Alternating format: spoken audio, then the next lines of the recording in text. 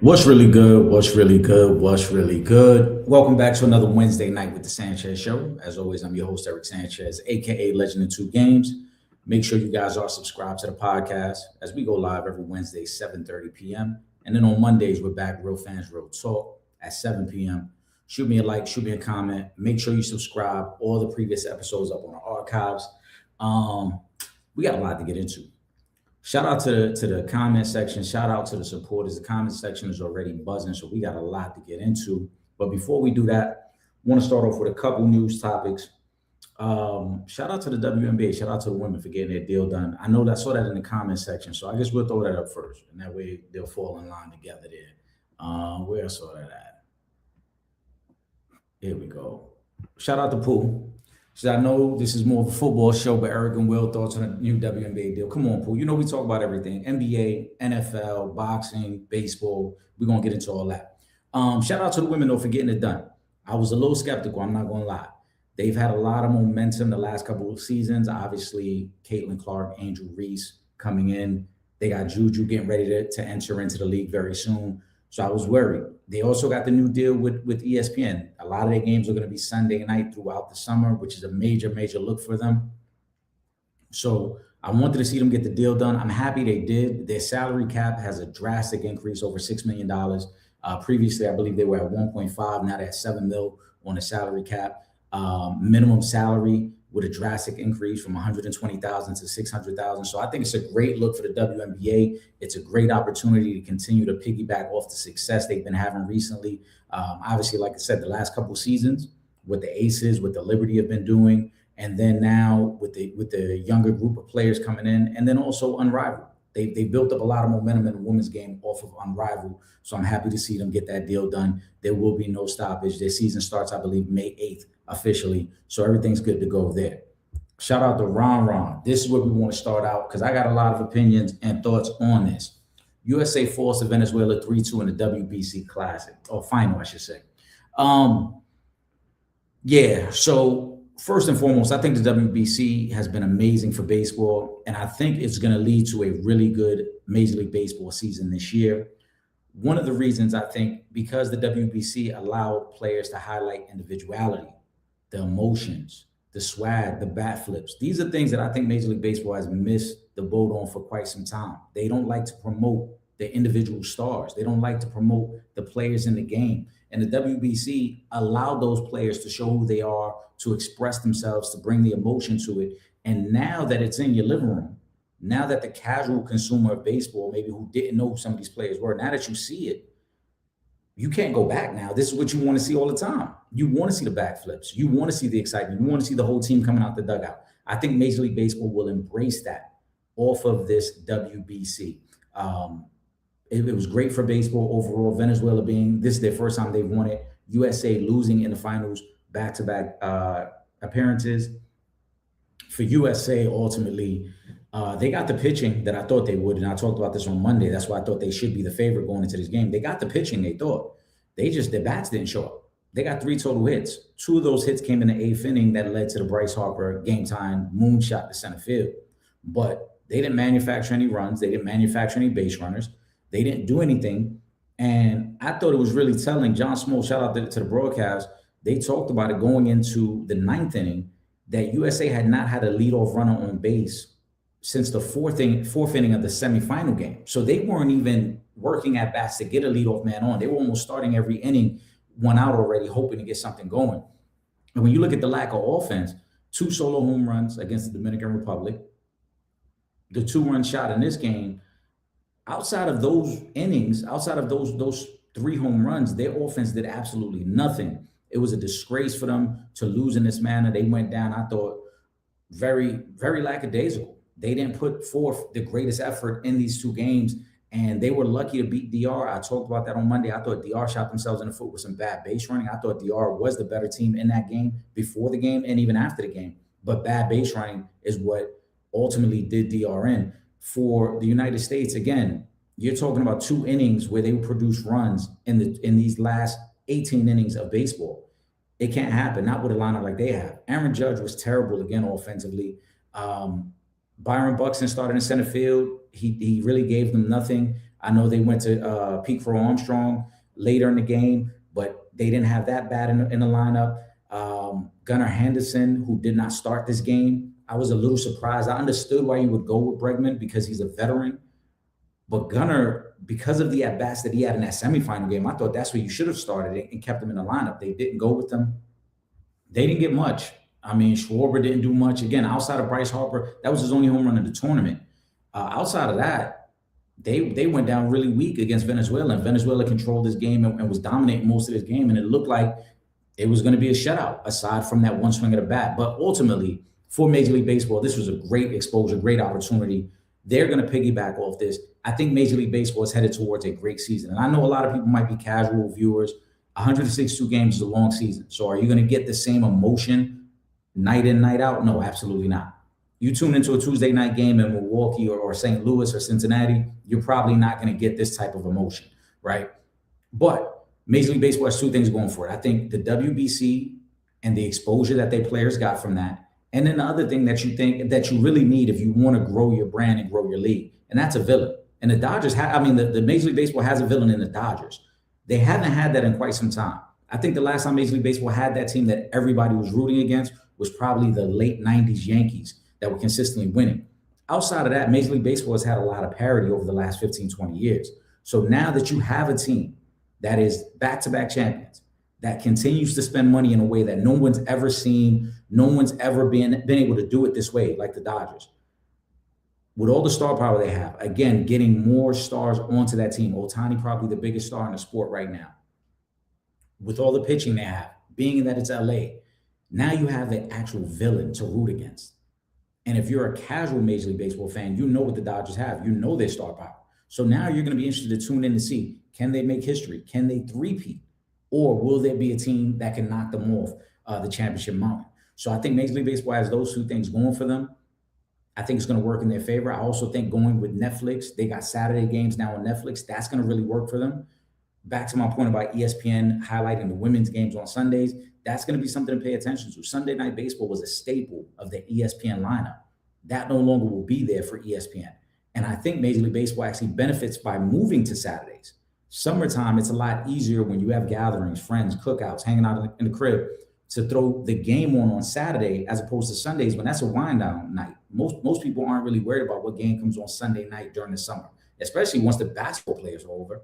Once the playoffs of the NBA are over, nobody really cares who's playing Sunday Night Baseball. Saturday becomes a more attractive game to watch, especially if you're just hanging out with friends. So I think Major League Baseball is in line for a great season, man. Again, shout out to the supporters. I see y'all coming in. I see the comments. Let's see what else we got. Shout out to Ron on that. Ron got another one. That's NFL. We can get to that. We can get to the NFL right now. Actually, let's get to this. Squeeze, I'm going to come back to this comment too, because the topic for tonight, with March Madness officially starting tomorrow, I wanted to know how many current NBA stars, if you put them on a number 16 seeded team in the tournament, could actually go on a run and win the whole tournament.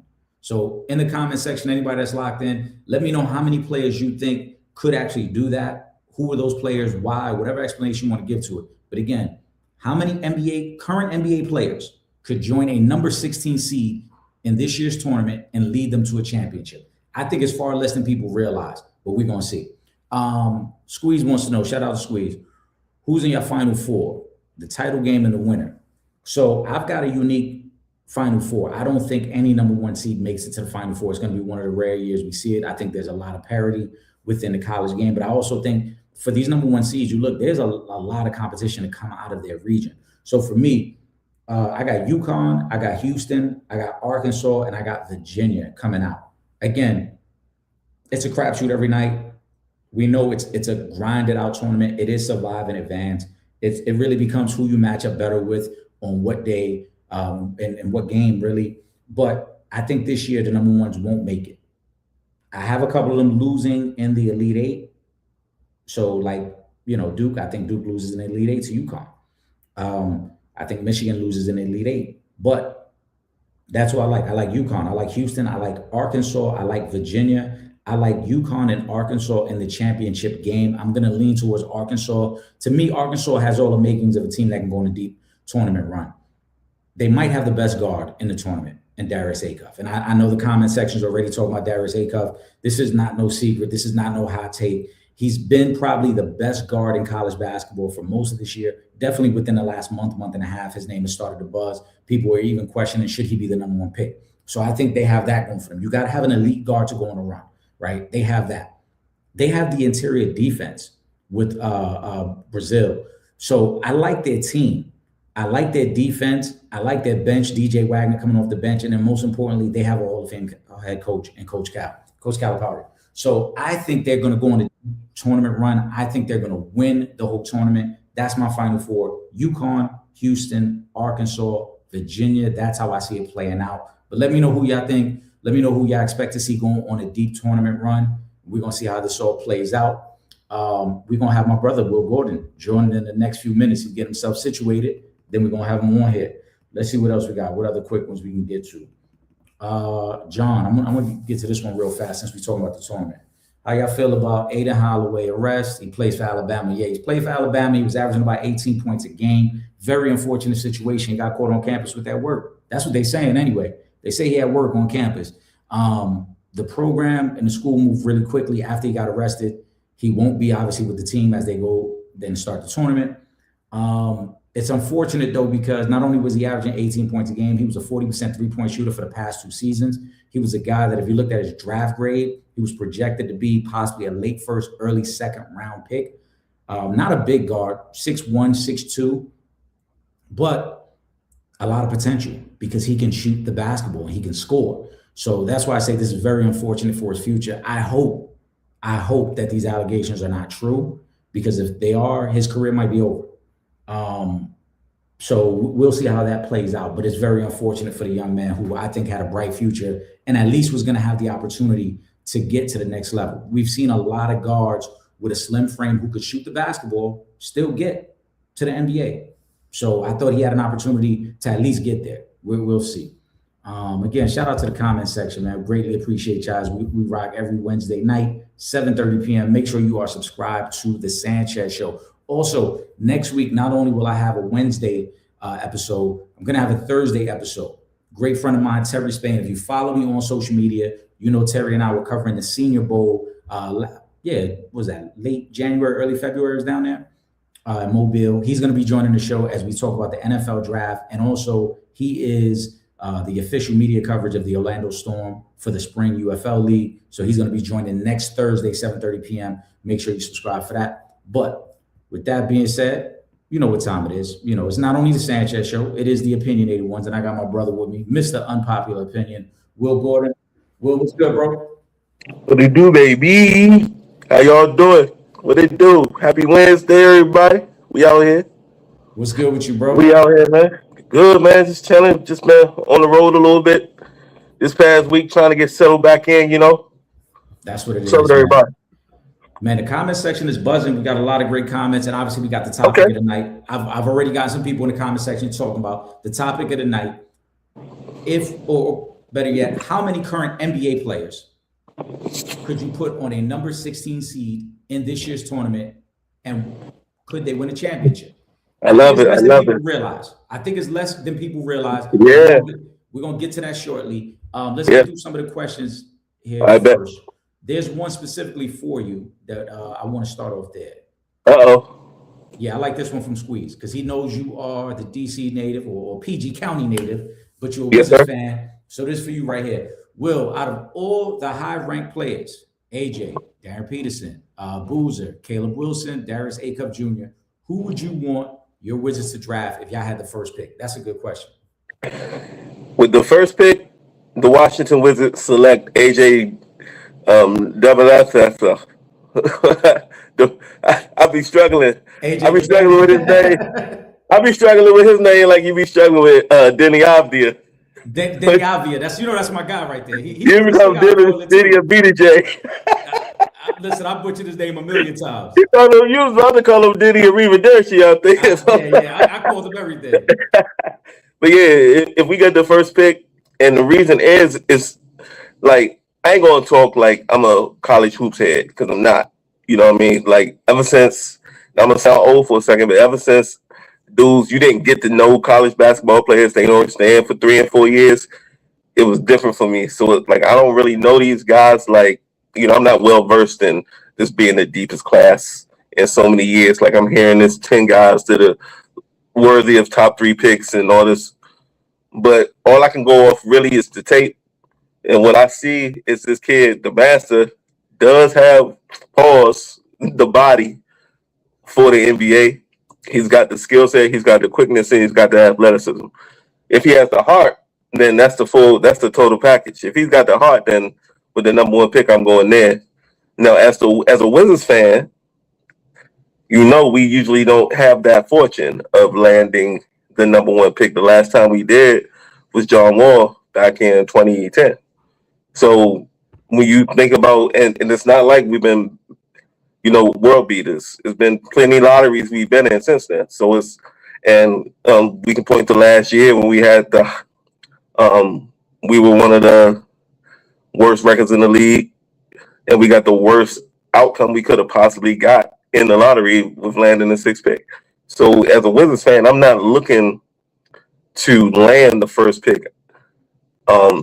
With my scars that I've developed over the years, I'm thinking we're gonna fall around 5. Best case scenario 4. Then I'm looking. Then it's like then it's when those names get jumbled up, and it's like a bunch of guys. Like, well, I'd be happy with with B through F at that point. You know what I mean? It's just a bunch of guys who I really would like to see us land. It's 2 guys I really would like to see on our team, other than AJ. That's the more skilled boozer,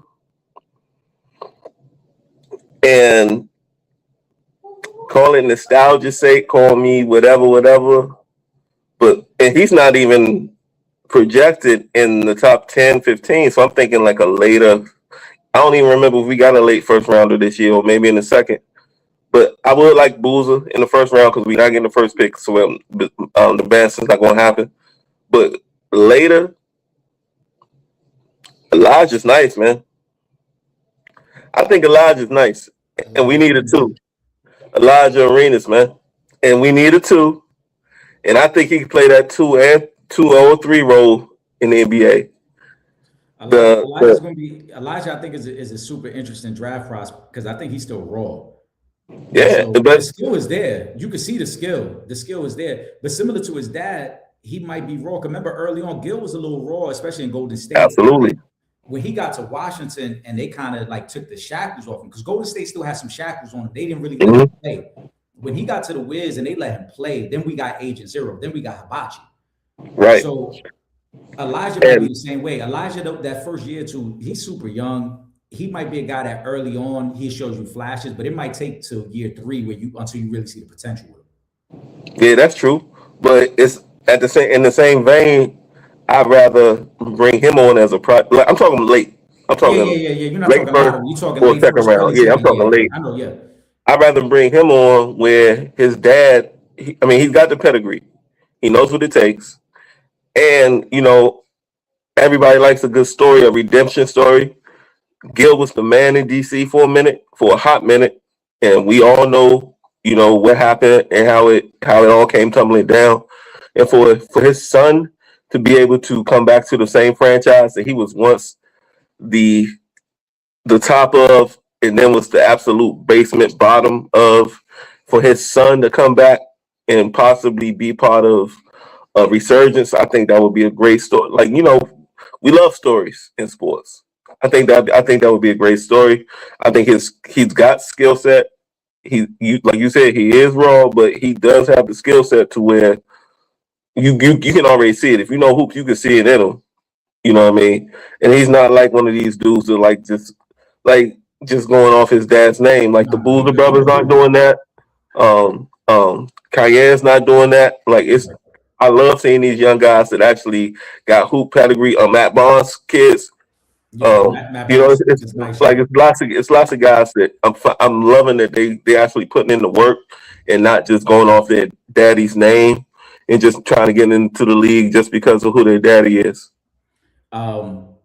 and since you mentioned Cayenne, so shout I'm out looking right. I'm looking right to LA right now. When I say shout out to you talked about Cayenne. Shout out to my man Terry Spain. Like I say, he's gonna be joining next Thursday, but he was actually covering the ACC tournament. I need to get And on with you and Terry, man. I'm going to pick his brain a little bit, man. hey, like I said, you already know, you got the open invite. If you free Thursday night, we doing it Thursday night. All right. But one of the things I was gonna ask him about, because he and I were texting, he was at the ACC tournament, and one of the things he told me, this is not inside information, so I don't want to make it seem like somebody told him this. This was just his own observation. He said, "Don't be surprised if Cayenne transfers out of Syracuse." You know what? That was just, again, his observation. He saw the interactions with some of the teammates. Obviously, they switching coaching because their coach just got fired. So maybe Cayenne doesn't leave with the coaching change. His observation was it didn't seem natural. Something didn't seem right with Cayenne and the coaching staff.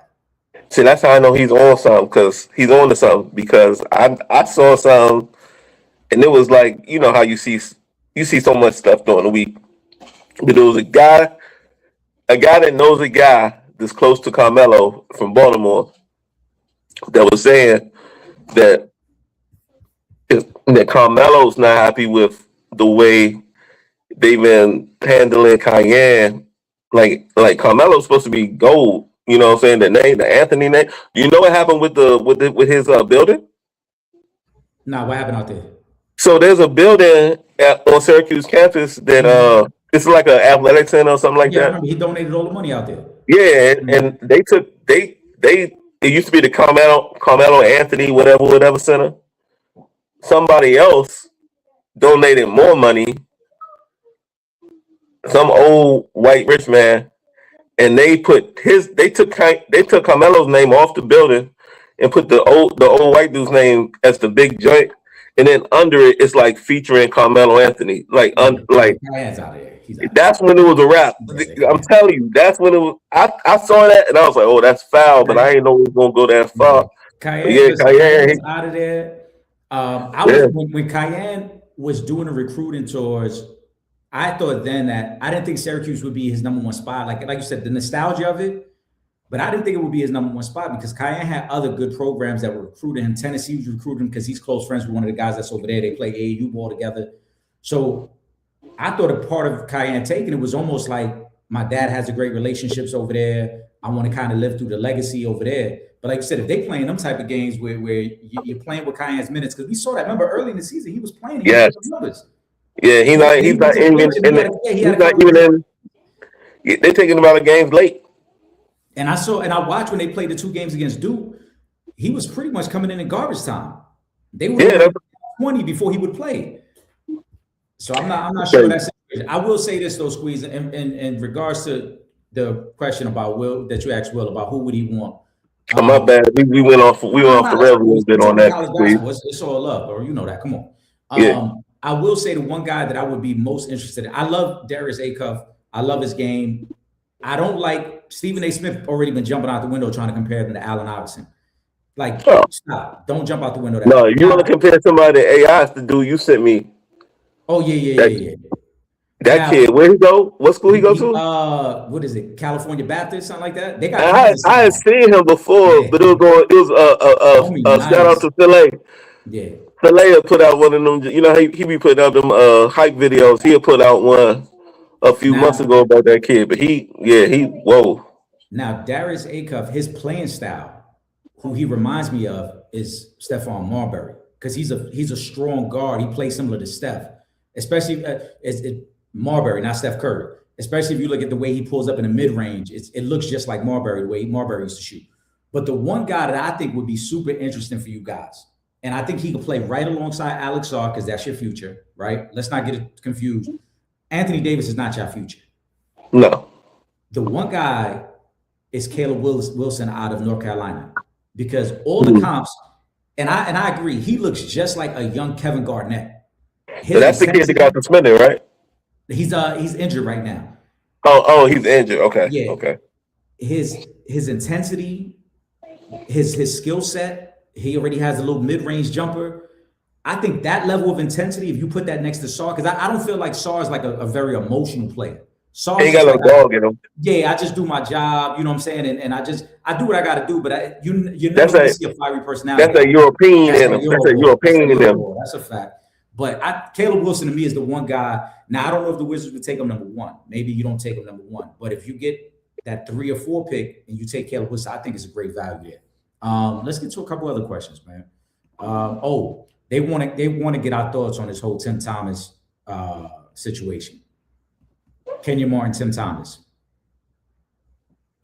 I didn't see this. I saw Tim Thomas talking about Larry Bird. Like, we talking about Tim Thomas from Philly? Tim Thomas that played with the Sixers, played with the Knicks, played with a couple different teams. Yeah. You know, what's going on with that?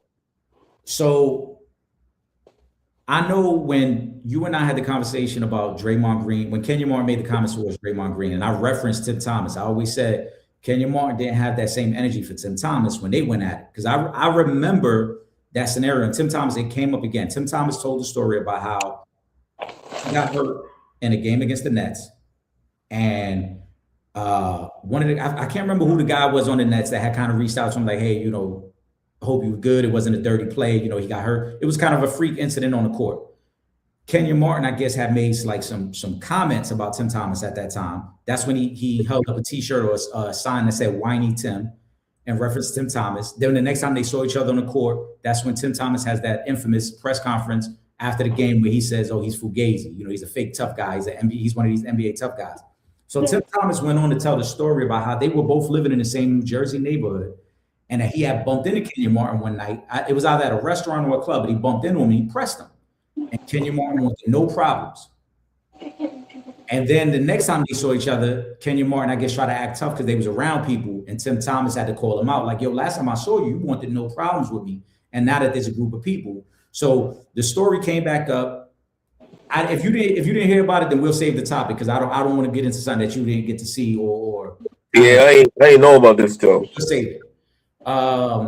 Ron Ross says, see Max Crosby staying with the Raiders. Yeah, we had kind of talked about that last week too. I think the Ravens got scared and they didn't want to make the trade after they thought about it. Did you see the comments made by Max Crosby though, Will? Yeah, I saw that. I went back after you sent me the clip. I went back and found the podcast and watched the whole. It was like an 8-minute. Like they went in on it for about 8 minutes, and I believe 1,000% everything that Max Crosby was saying. I do too. 1,000%. I might be wrong, but what you ain't got to lie, Craig. You know what I'm saying? I do too. You ain't got to lie, Craig. And why would he lie? Like it all sounds like the timeline that we saw. Like it all sounds accurate. It all sounds accurate. The reason I believe him is because, as he mentioned, he was excited to be there. He had already made posts that morning of his physical. As we talked about, there's no way the Ravens didn't know the condition of his knee going into that physical because he was only 9 weeks removed from the meniscus surgery.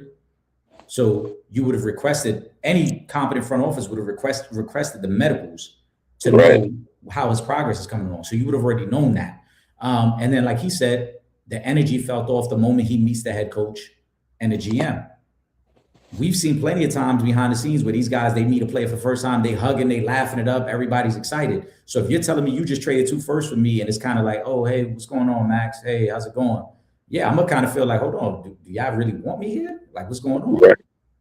And so that whole situation seemed off, but I believe Max, and I think the Ravens, as we talked about, they got cold feet. Yeah, absolutely did. Let's see what other questions we got. And then, real quick before you get to the questions, I hate it, me personally, as a Chargers fan, because now in that whole period, the Raiders thought they were without Max, so they went ham on the free agency tip. Then they get Max back, and they draft. I mean, they get Max back, and they still went hard on the free agency, which I don't think they would have done had they known that Max was in the fold. So now they're like. They really powered up right now, and I don't like that as a Chargers fan with them in my division. Listen, I don't blame you. I don't think they would have went after Kwity Paye. I think they would have went after the linebackers because they did need to improve their linebackers. Mm-hmm.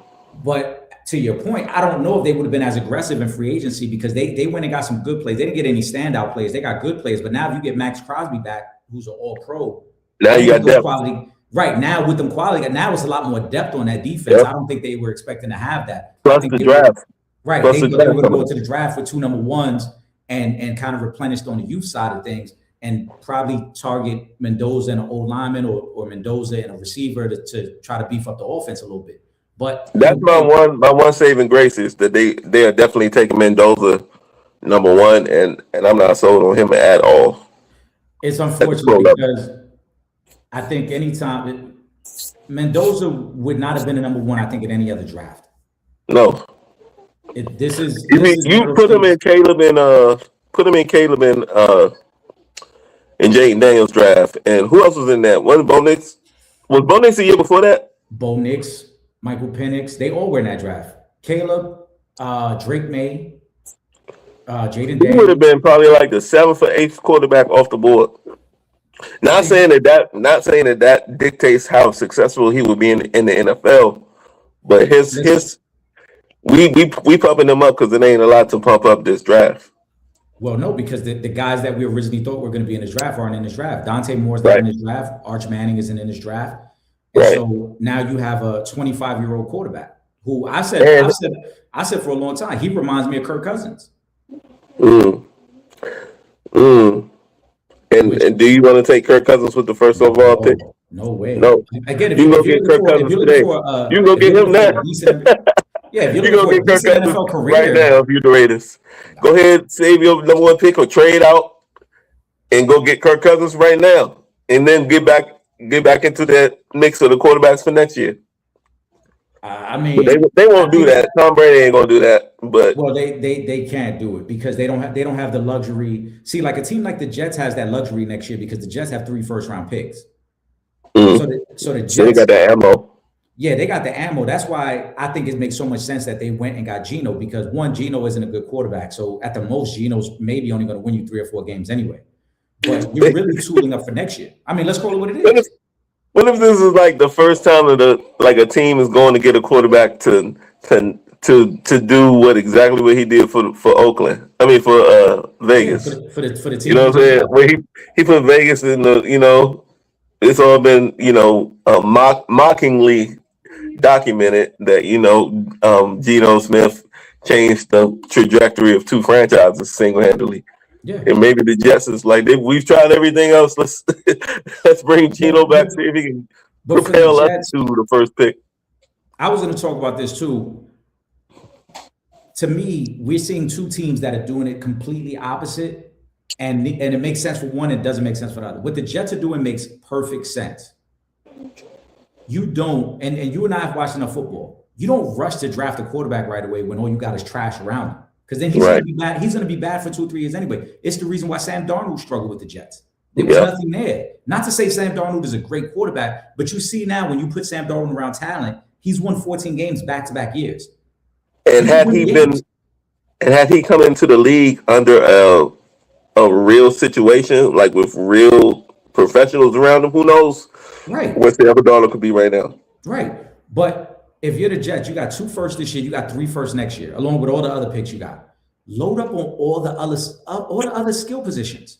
Get your receivers, get your O-line, get your linebackers, get all that stuff now, and you worry about the quarterback later. On the flip side, a team that I have no idea what they're doing is the Miami Dolphins. The Miami Dolphins. Well, I know what they're doing.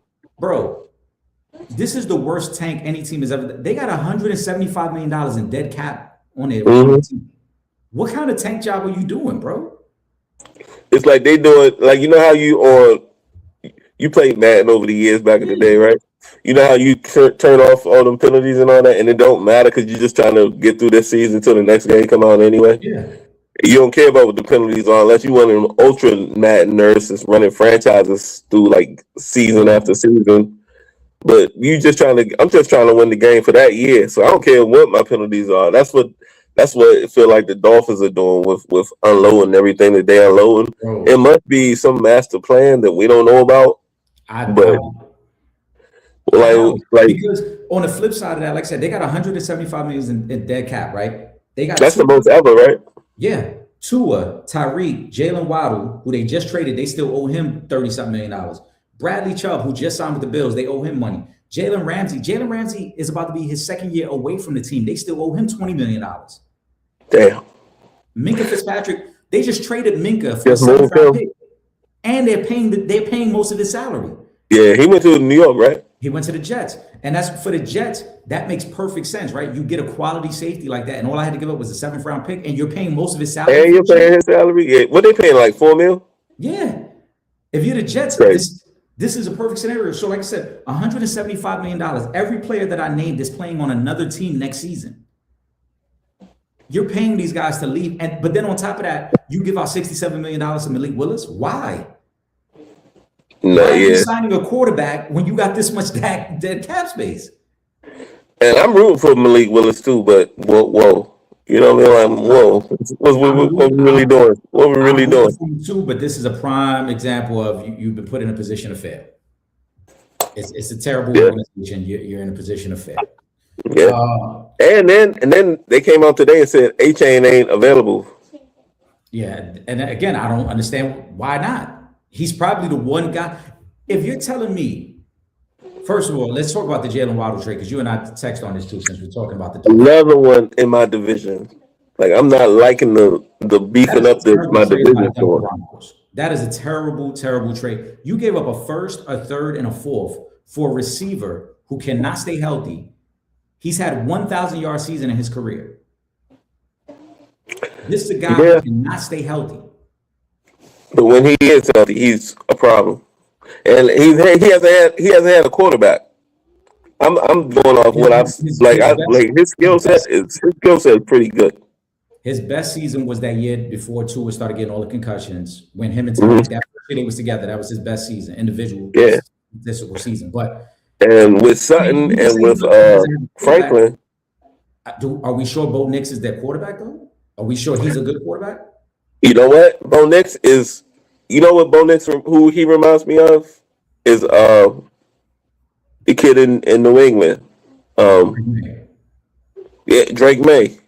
I think they're actually the same dude. And what I mean, for real. And when I say that, it's like they have been propelled almost forcefully. As like they're looking for, like a lot of guys have dropped off and gotten older and retired or dropped off in production, so they're looking for the next guy to hang on to and propel. And I feel like both of those guys are two quarterbacks that are young and quote unquote scrappy. You know what I mean? You know the gym rats, or they got moxie. You know the words we use. The sportscasters use for the athletic white dudes. The intangible. You know what I'm saying? Yeah, exactly. They might not be able to throw worth a damn, but they can run like black dudes. So now all of a sudden they got moxie. I love what like he's a leader in the huddle. Yeah, like what? What the fuck does that mean? yeah. So both of them are these kind of guys. You know, they got and they kind of both of their head coaches. With Sean Payton and with what's that man in there? Yeah, with Vrabel, they both kind of rah get behind the quarterback kind of guy type coaches too. I think Drake May has better physical tools. It's just, you know who Drake May really is going to become in the NFL, and I think next season is critical for him. Drake May he's going to be like a Jay Cutler type quarterback. You know what? That's a great comp. He's got the physical tools. Like when you watch him throw the ball, he's one of them guys that they fall in love with him because he can throw the ball 60 yards flat-footed, 70 yards flat-footed. He can make the throws. But when you watch him in game, you know an interception's coming at some point. You know a fumble's coming at some point. He is Jay Cutler. He's one of them guys, if you play... He don't have the processing speed. Yeah, that's what it is. Like if you take away his first read, then you see him, he starts patting the ball, he gets happy feet. It's almost like he can't progress past that second guy. Yeah. The turnovers come. But he got way more motor in his legs than that comp though. No, yeah. Jay Cutler couldn't move. But I'm saying in terms of just the ability to throw the ball, and this is why these analysts fall in love with him, because he does have a cannon of an arm. He can throw the ball. And shout out to the viewers that's too young to know when Jay Cutler was out here tearing it up with Brandon Marshall. Bro, Listen, That was a connection. Drake made, to give y'all the example for the younger viewers, think about the guy on Madden who got like a 99 throwing power and his overall is probably like 88. And you wonder, like, yo, why this dude he one of the best quarterbacks in the league? And then when you watch football, it's like, no, he's not. No, he's not. Yep. He just got a super strong arm. But if you make him have to actually process, like Will said, go through your progressions and make your reads and manipulate a defense, it can't happen. It can't happen. Let's see what else we got, Will. And then we're going to get to the topic of the night. Before we do, guys, make sure you subscribe to the podcast. We're live every Wednesday night, 7:30 p.m. Next week, 2 episodes. We're going to do Wednesday at 7:30. We're going to do Thursday at 7:30 as we got Terry Spain that's going to be joining us. Terry Spain from Sports First Media. He's down in the Florida area. He covers college basketball, college football. So we're going to talk a little bit about the draft. We're going to talk about the upcoming spring league for the UFL, for the Orlando Storm. He's the official media outlet for them. And we'll get into anything else that comes up. Because like I said, he was down at the ACC tournament this past week as well. Let's see. If we got anything else, we'll get to it. If not, we're going to get to the topic of the night. Oh, this last one. Kyrie. Shout out to Kyrie. What up, Kyrie? Who's the greatest in-game dunker in college basketball history? Woo! He said, I'll give y'all 3. I got James White. James White. Flight is nasty. Flight White? Yeah. Vince Carter. Flight White was doing windmills from the free throw line before anybody was doing that. Yes. Vince Carter and Cohen Carr, who is at Michigan State now. I'm going to say, Kyrie, you're missing one that is very recent. I'm surprised you're missing him because the chat, y'all have talked about this guy several times. Right. Zion Williamson in college. Oh, yeah. One of the best in-game dunkers that the collegiate level had ever seen. But Flight White was tremendous. We're talking mixtape era basketball. And him showing up to certain dunk competitions, Flight was crazy. You got anything you want to add to that, Will? College? Yeah, college. Dunker. See, that's the thing. If we talking college dunkers, I'm gonna go way before what a lot of y'all remember because I'm about to be 47 next month. You know what I'm saying? You know what I'm saying? I got some old heads, man. This dude's coaching. Darvin Ham used to put you on a poster. Yep. Darvin Ham was a monster. Big Dog Glenn Robinson will put you on a poster. Larry Johnson at UNLV. LJ with Grandmama, this pre-Grandmama, will put you on a poster. It was actually same team. Stacey Augman would put you on a poster. Classic man, yeah. I mean, back then, that's when dudes was. Whew. I mean, God, it was so many. See, this is what I was talking about earlier when I was saying I sound like the old guy.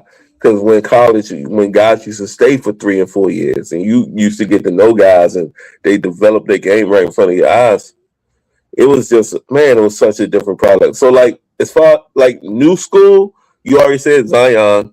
Blake used to catch some bodies when he was at Oklahoma State. Yep. Oh, yeah. Blake at Oklahoma, yeah. This is about to be another old name. Harold Miner used to catch bodies at USC.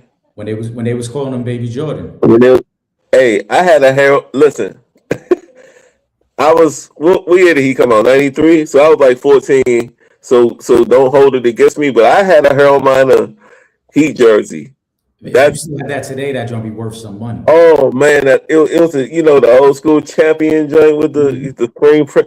I had my Harold Miner. It was the year he won the dunk contest. I got it for my birthday. I had. We need to do an episode on like that generation of players, like the what if players, because there's a bunch of guys, especially. Oh man! I think I recently sent you when they were doing the starting lineups for that UCLA game. Yeah. Russ and Kevin Love was on, and then you look at some of the players. Yeah. Like, oh, I remember that dude. Remember I told you you sent me to Maryland. I like DJ Strawberry when he was with Maryland. Oh yeah. I couldn't stand it, dude. To all the listeners and supporters, my cousin played for Maryland in the era. I think I sent you a clip either today or yesterday because today. Yeah. And my cousin was on that team, Johnny Rose. He was number 15 for Maryland. He started all 4 years for Gary Williams. He was there with right after the bias years. He was there with it was Joe, him, X-Rehab, Dwayne Simpkins, Keith Booth. That squad that got to the Sweet 16 back-to-back years. Michigan took us out.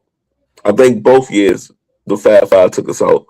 But that was the era right there, man. I mean, and it was, man, that was, we might have to do it like in the summertime in the dog days, how college basketball was crazy. But to get back to the question though, who said Vince Carter? Did somebody say, was it whoever asked the question said Vince Carter? Kyrie said Vince Carter. Let me tell you how vicious he was in the dunking. First of all, fuck Vince Carter because he tried to holler at my girl. Listen, remember we talked about this. We talked about this before. Back when we used to do Friday Night Lives. Back on University of Maryland campus, because I was still connected with dudes at the time. And my girl went to school there, and we was at a party. It was a Q party that Tigger and Pete Rock was the DJ for. So you already know how large this party was. Big Tigger, for those that don't know, the best Rap City, the basement host, and he was at every major party in the DC area during that time. Tig, shout out to Tigger, man. He down in Atlanta doing this thing on he in V103. I think it's the big station in Atlanta. He been down there for about 20 years now. But he the man in Atlanta. But it was at a University of Maryland party, and this college tried to holler at my girl, man. That was and you know he's 6'7", he all up 6'7". You know I'm 6 foot with Tim's on, so I'm like, hey, cuz. Hold on. You had to pull a Martin at the party. Yeah, you know what I'm saying. Hold on. I had to go scrape my laws, man. For real. So yeah, I ain't never had no love for this championship. Yo, shout out to that chick too. She wasn't trying to roll with Vince. She stuck with me. Oh yeah, for sure. She a preacher wife now. So that's how you know she was loyal. You know what I'm saying? But we got one question. But no, what I was gonna say about Vince, how I know he's the best college dunker. To this day, one of the best college players I've ever seen. And I was like, how did he do that? Vince Carter, I can't remember who they were playing against. He caught I think it was Ed Cota through a oop off the glass. It was on a fast break. It was a reckless play. He just flung it up, and it went off the backboard super hard at awkward angle. Vince took off at the free throw line, caught it all the way, like it fully extended like I am right now behind his head, but he bricked it off the back of the rim. And to this day, I'm about to be 47. To this day, I still remember. Who remembers a miss? Who remembers it wasn't even his fault. Like if Ed had threw it just a little bit softer, he'd have finished it. He took off one step inside the free throw line, caught it all the way behind his head I ain't never seen nobody jump that high. And I mean, he got to the rim. He just bricked it off the back of the rim. And Dick Vitale lost his mind. Like when one of the best plays I've ever seen in college basketball was a miss, Vince Carter was the best dunker, period. That's fair. We got one more and we get into the topic of the night. Again, the topic of the night is how many current NBA players could you drop on a number 16 seed team in this year's NCAA tournament and they could win it all? So we're going to get to that in a second. We got one more question, and then we're going to get to that. Again, guys, make sure you subscribe. We are live every Wednesday night, 7:30 p.m. Go over to YouTube, subscribe to the channel. Make sure you don't miss anything. Like a bunch of videos, like a bunch of shorts, man. Run it up, man. We're also live on Mondays. Real Fans, Real Talk, 7 p.m. Shout out to my brother Trip. All right. Now, let's see where we had that right here. Oh, this one right here. This is the last one. I don't know if you saw this, Will, but Ron wants to know for both of us. Got to hear y'all both. Kenya Martin checked Gil Arenas' staff for making fun of his stuttering problem. Was he wrong for doing it publicly? No, he was not wrong for doing it publicly. Because if you try to embarrass me publicly, I'm going to embarrass you publicly. And so he was not wrong for it. Homie knew he was wrong for it because homie tried to cop the plea right away, like, oh, I apologize to you. And as Kenya said, yeah, but I didn't know what you was apologizing for. And he was like, and that's why in that moment when you kept apologizing, I said, yo, I don't even know what you're talking about. Let it go. And then not only for that to happen, but homie kept the video up on his page where he's clowning Kenya Martin. So Kenya was not wrong. Yeah, he wasn't wrong. Yeah, you sent me that early. I hadn't seen it until you sent it to me this morning. Then everybody was posting it like they always do. They always be late on what we be trying to talk about. But it was like, okay, this is what I'm going to say about it. So the way Kenya Martin addressed it, very, very adult. Especially if you know Kenya Martin, like Kenya Martin used to be a hothead back in Cincinnati, like from the days of Cincinnati. In high school, his upbringing is like, if y'all don't know it, look it up. But Kenya Martin's been through a lot. Like he's one of them dudes that really, like, they talk about, like, you know, a rose from the concrete or like rose from the ashes. Like Kenya been through it. He ain't just a guy that was, you know, good at basketball. Like he really had to go through some stuff to get to where he got to be the number one pick in the draft. A lot of people don't remember Kenya Martin was the number one pick in the draft, and it was for a very good reason. And when you look at his upbringing and his background with his speech impediment, which was you know, made fun of, things like I've never been like, I'm a Joner. Like if you from DC, that's what we call a Joner, ranking, roasting, whatever. That's what we do. But I've never been an advocate for making fun of people for things that they can't control or things they're born with. That I'm never gonna roast you for if one leg shorter than the other, or if you got a lazy eye, or if you got a speech impediment, stuff you can't control. I'm never gonna roast you for that. If you come out here with some rocking something crazy, I'm gonna destroy you. But for the things that you can't control, I'm not gonna make fun of.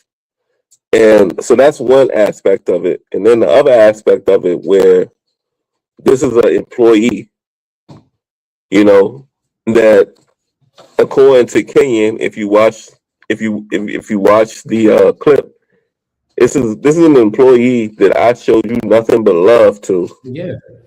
And I brought you, like he said, I brought you in my home when you had nowhere to go for Thanksgiving. For the past 2 Thanksgivings. Yeah, I allowed you around my children. I had you around my wife. Like I allowed you into my safe space, which is very precious, as you know, as a father. Like I don't be letting nobody random up in my house, me around my kids. But I allowed you into our domicile, into our space, in an intimate setting. And this is the thanks I get. You know what I'm saying? And he said that, and this is how you repay me. Mm-hmm. And you on some clout chasing, doing some wild Bama stuff, just because, you know, because you're trying to get views or clicks or likes, and you work with me, and I did all this for you. I don't have no problem at all with the way Kenya handled it.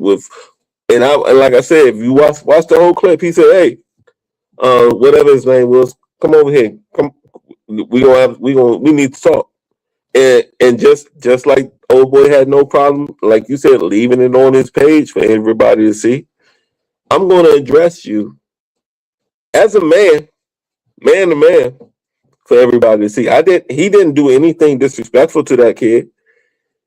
What he did was make him accountable for his actions, which is something that in this day and age, especially with these YNs, does not happen nearly enough.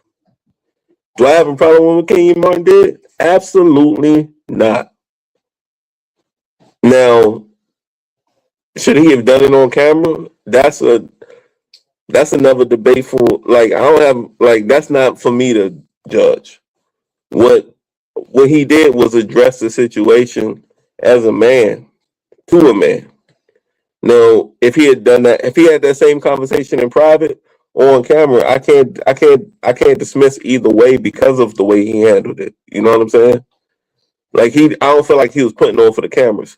And if anybody knows Kenyon Martin's history, he simmered down because old Kenyon Martin would have put him through some furniture.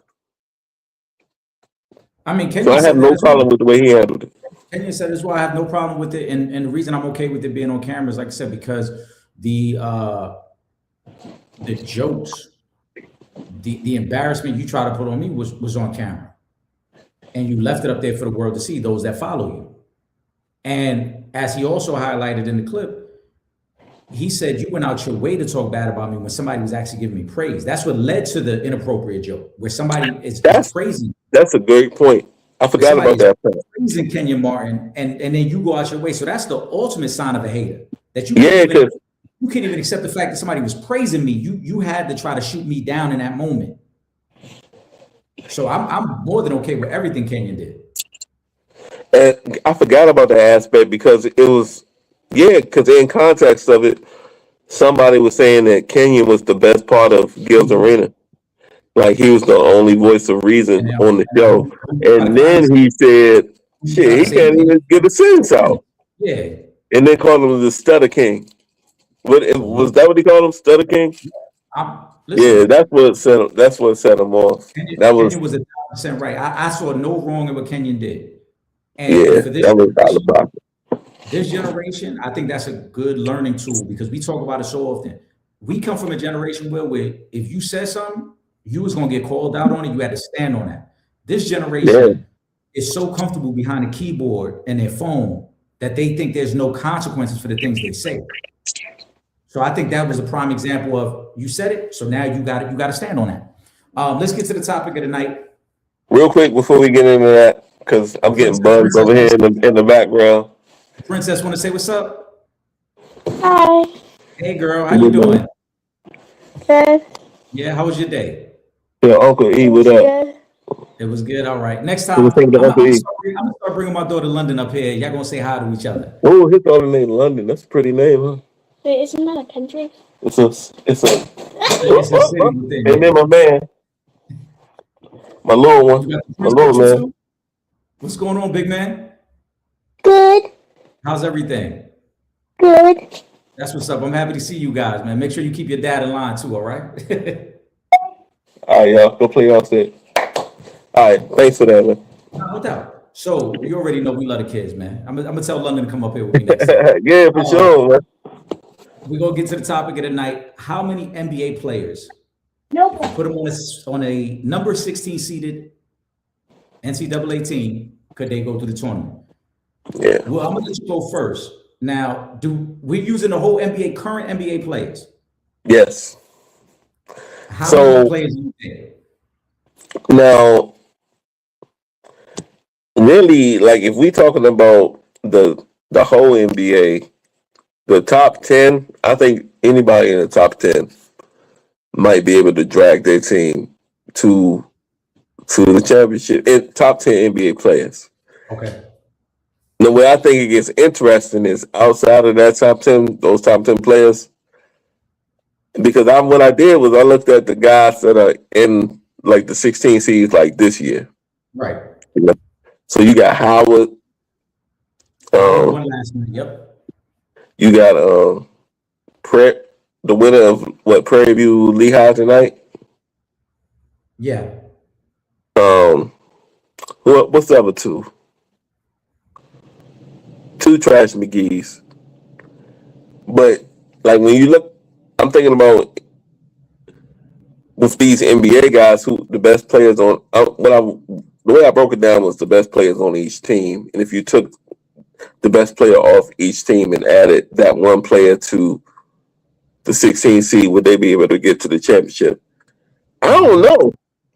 I don't know because, like, say Denver, right? Would you put Joker on any 16 seed? And I probably say in a series maybe, but in a one game situation, see that's the thing. NCAA tournament being a one and done, that changes things. You know what I mean? I know, and that's why I don't think it's as many guys as people think. Yeah, Yeah. So this is the way I did it, right? I looked at it. I looked at it this way. Let's start with the obvious, like you said. Let's start with all stars because we're not talking about the third Okay. best player on the team. We're not talking about the sixth man of the year. You have to be a bona fide all star, like you said, top 10 guy. All right. We're going to eliminate some names right off the bat. These were the all stars from this year. I'm eliminating these guys right off the bat. Scotty Barnes, no chance. Devin Booker, he's not doing it. Jalen Duran, not doing it. Chet Holmgren, not doing it. Jalen Johnson, not doing it. Tyrese Maxey, not doing it. Jalen Brunson, not doing it. De'Aaron Fox, not doing it. Brandon Ingram, not doing it. LeBron James, he's not doing it. I'm sorry. At 41 years old, LeBron is not going on the 16 seed and winning, so he's not doing it. Donovan Mitchell, I don't think Donovan Mitchell could do it. Danny. Now that's where it gets interesting. Wait a minute. Danny of Arrivederci, not doing it. Right? You're not doing it. Arrivederci with Danny. Yeah. Jamal Murray, not doing it. Norman Powell, not doing it. Alfred Şengün, not doing it. Pascal Siakam, not doing it. Karl Anthony Towns, not doing it. The reason I eliminated those guys, including LeBron James, and here's why. If you're going to go on a number 16 seed team, like you said, there's a one-off. You got to be somebody who can impact on both sides of the court, and you got to really control the game. LeBron James at 41 years old is not an elite defensive player. You're not getting 35 minutes of LeBron James, even with a number 16 seed. You got to have a guy who can control on both sides of the court, who can initiate offense, and pretty much turn it into a pickup game where it's like, I'm the best guy on the court. Everything runs through me. And that's how we win. So that's what leads me to the potential 12 guys that potentially could do it. Now listen, out of everybody you named, though, one of them I think could.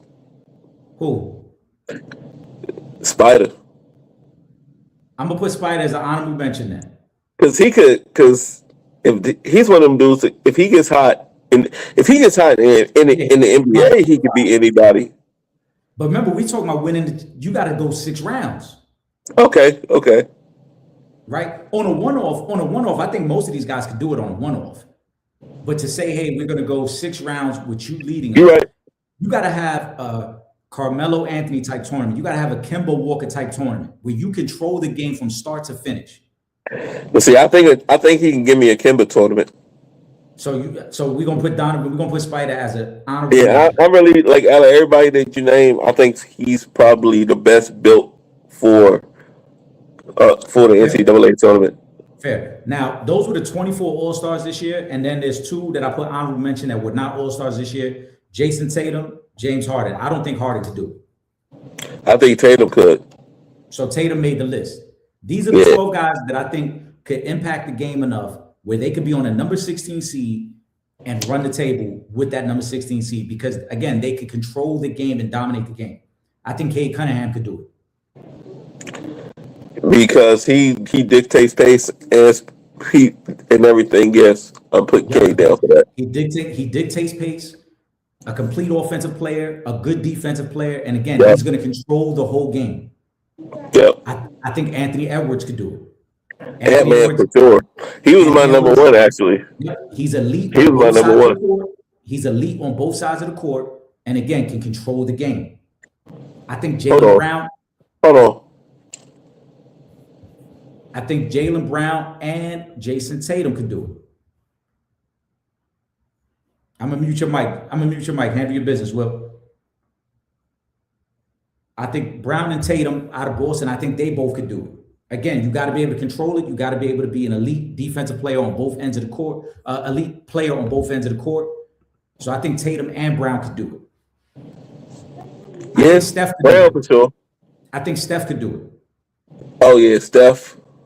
His ability to shoot, I think, is the biggest X factor in any tournament because even though he won't have the talent, him alone could carry you with his shooting. Yeah. I got two guys that I think is tricky. I'm gonna save them for the last 2. I think they could do it, but again, the matchup would probably have to be perfect. I think Joker could do it. Yeah, Joker I just wrote down. I think Wemby could do it. Wemby can dominate any. Right, that's what anywhere. I think he's the monster. I think Giannis could do it. Giannis, yeah. Now, I think SGA could do it. This is the part of the list where it gets tricky. These three names right here, it gets tricky. SGA, Luka, and Kawhi Leonard. Could those three guys do Oh, it? Kawhi for sure. You think Kawhi could do it? Kawhi for sure. Now Luka and SGA. The problem I have with Luka, and I thought about putting him on the list, and I wasn't sure. The problem I have with Luka is that he is not an elite defensive player. And so, unless Luka's going to go for 35 every night and completely control the game, he's a major liability on the defensive end. Yeah, I can't. Well, on the college level, though. But remember, the reason I keep highlighting defense is most college offenses are not ISO-driven offenses. They make you move. And we talking about leading the 16. Yeah, he can't do that. Right, that's what I'm saying. So Luka, I'm okay with taking Luka off. Yeah, Like Luka's not in there. You're gonna be tested on the defensive end. You're more than likely not just gonna be standing in the corner playing the worst guy. They're gonna make you move around. They're gonna put you in pick and rolls. They're gonna force you to move. And if you're a slouch defensively, then it's gonna be a tough challenge for you to win. You already don't have the talent. Now you're telling me your best player can't play defense either. So I would take Luka off. I'm okay with taking Luka off. What do you feel about I'm taking SGA?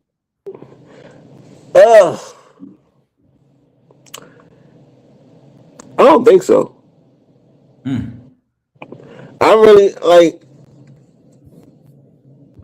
No, I don't think so. Because so much is dictated off of his. I don't really like him. Okay, I'm gonna just say that. I mean, I know he's effective as hell and MVP probably again. I just don't like his. I don't know. I don't like the way his game is dictated off the way the league is called right now, which is, I mean, perfect for him, but I just don't respect it. And I think in a college situation on a 16 seed, I think them boys going to get up and down on the floor more on him than he can get to the free throw line, which is what I think he lives on.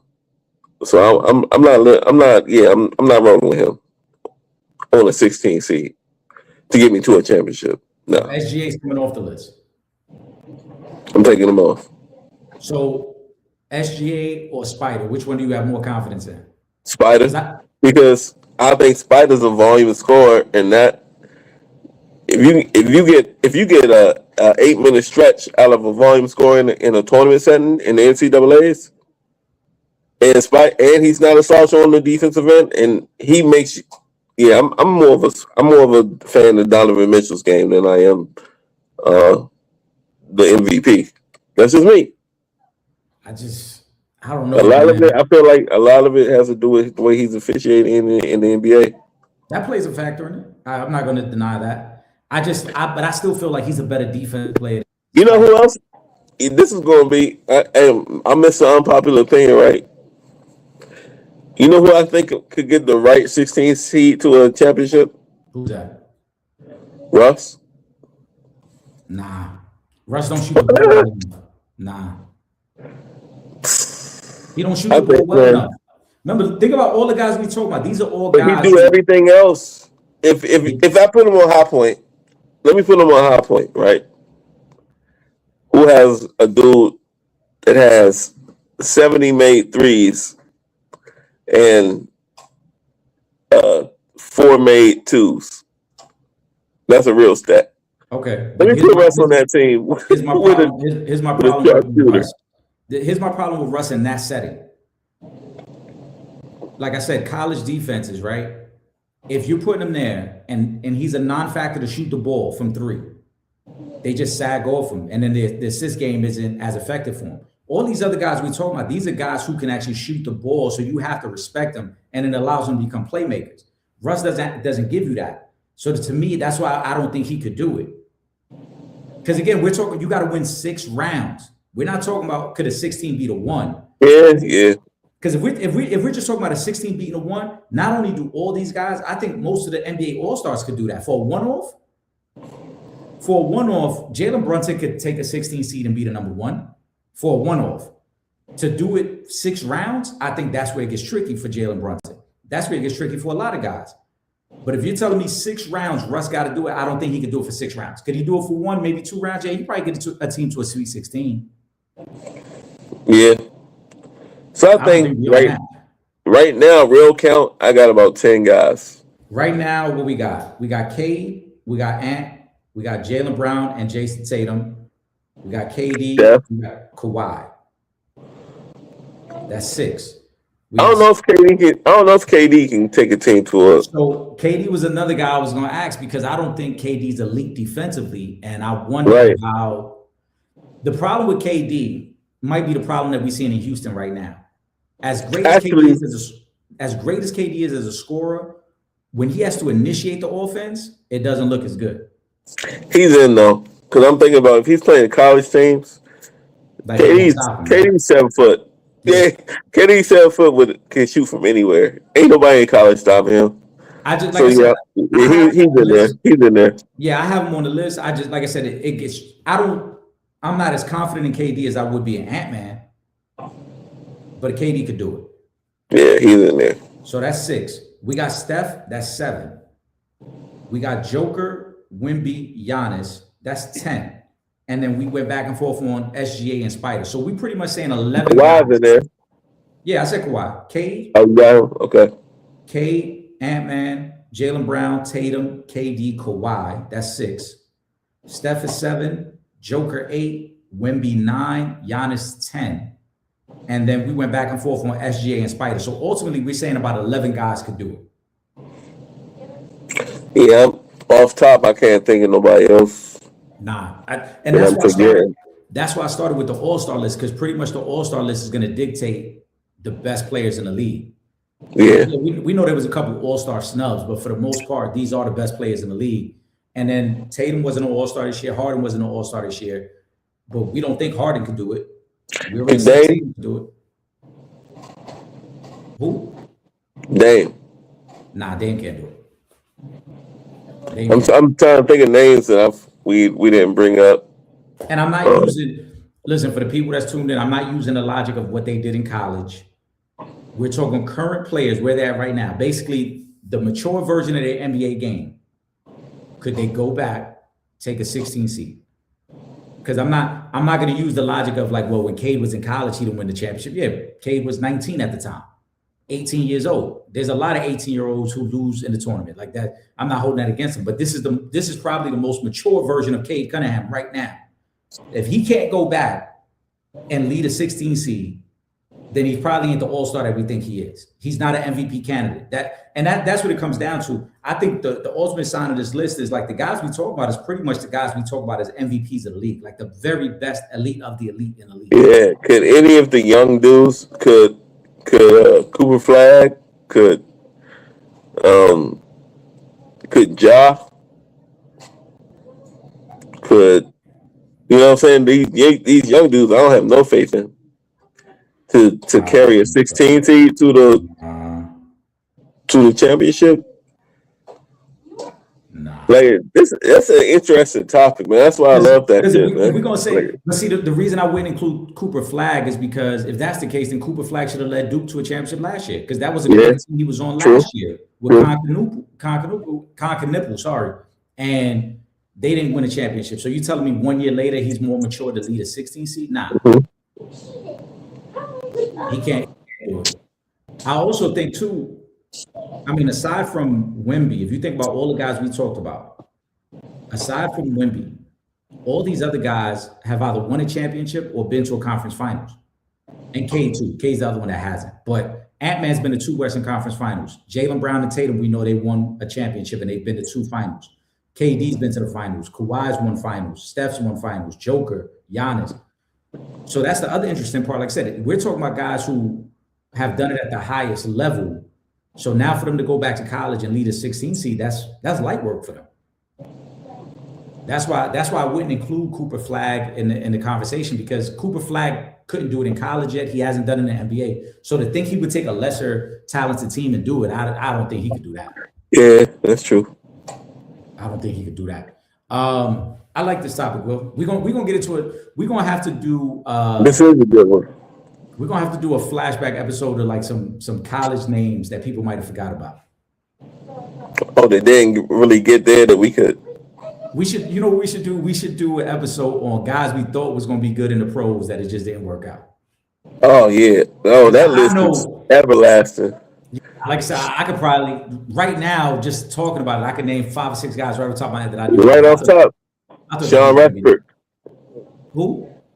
Sean Respert, I'm gonna tell you right now who I thought. I Michigan thought State guard. He was a monster in college. I thought the last couple of years, so I won't even include these guys in the list. I thought when Jeremy Lamb was at UConn and ended up at Oklahoma City, I thought he was going to be nice. The light skinned kid. Yeah, because remember he was the #2 scorer behind Kemba that year when they won in UConn. So I'm like, yo, this Yeah, kid's nice. He can yeah. shoot. He could shoot. He got like a He was too smooth skinny game. though. Yeah, He had that Hakeem Warwick body. that's true. But I thought he was gonna be way better at the next level.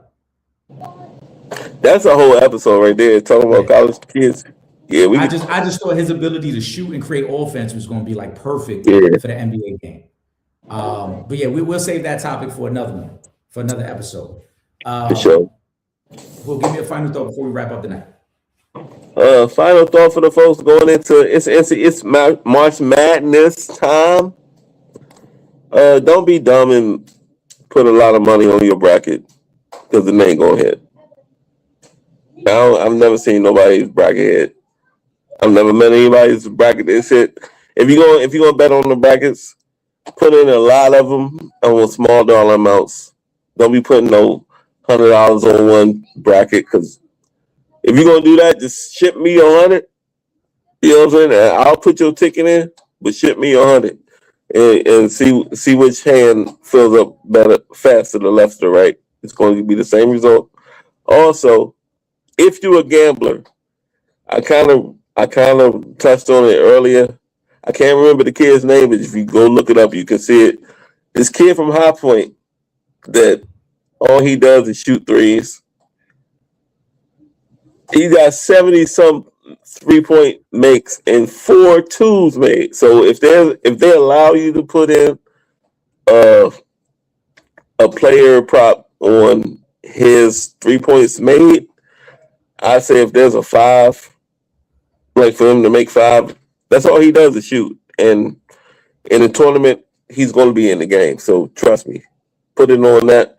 Also, my final shout out and final thought is shout out to E's barber. He got him looking crispy tonight. He out here looking like what's my man in my brother's keeper? You talking about G Money. G Money. Yeah, it look like we not the G Money ending, not the ending of G Money, but when he was still riding around in the back of the Jeep. You know what I'm saying? Oh, and the bitches for this. That's for the list. Hey, if y'all ain't seen New Jack City for the younger supporters, man, y'all got some homework, man. But yeah, my man looking crispy tonight. I gotta give credit where credit's due. You know what I'm saying? I'm gonna cut this clip. I'm gonna tag my barber. Shout out to my barber B. He hooked me up when it's home today. That's sad. Final thought again. Shout out to all the supporters. We greatly appreciate y'all. The comment section was definitely buzzing tonight. We're back next Wednesday, 7:30 p.m. and we're gonna be back Thursday, 7:30 p.m. with a special guest, Terry Spain from Sports First Media, as we get into the NFL draft, the upcoming spring football league for the UFL. And I'm sure we'll be talking some March Madness because, as I mentioned, he was at the ACC tournament, so he could probably put us on to some things that he saw while he was there as well. Monday night, we're back, 7 p.m., Real Fans, Real Talk. Shout out to Trip Young. We'll be over there. Make sure you guys subscribe, not only to the Sanchez Show, but Real Fans, Real Talk. Plenty of great content over in the archive section, so you don't want to miss it. We've had some great interviews up. The year's been off to a great start, so let's keep it going. But for my brother, Will Gordon, for the fam, I know you got the kids in the background. It's almost bedtime. Shout out to the kids. I am Eric Sanchez. We are the opinionated ones as part of the Sanchez Show. We'll see you guys next week. We out of here.